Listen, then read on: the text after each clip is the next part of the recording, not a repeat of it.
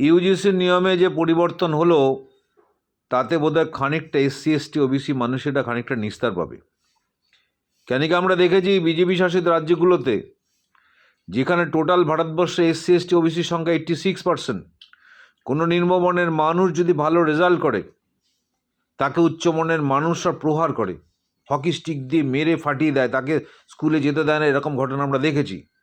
এবং অনবরত ক্লাসে টিপ্পনি, অনবরত ছোট জাতদের মানুষকে ছোট জাত হিসেবে অনবরত টিপ্পনি, এটা কিন্তু রয়েছে বিজেপি শাসিত রাজ্যগুলোতে। এবং শুধু তাই নয়, নিম্নবর্ণের মানুষদের স্কুলে যেতে দেওয়া হয় না এবং নিম্নবর্ণের মানুষদের মন্দির অবধি প্রবেশ করতে দেওয়া হয় না। এটা বিজেপি শাসিত রাজ্যগুলোতে এটা চলন রয়েছে। আমাদের পশ্চিমবঙ্গে আমরা একটা নিদর্শন দেখেছি কাটোয়াতে, নিম্নবর্ণের মানুষদের শিব মন্দিরে ঢুকতে দিচ্ছে না।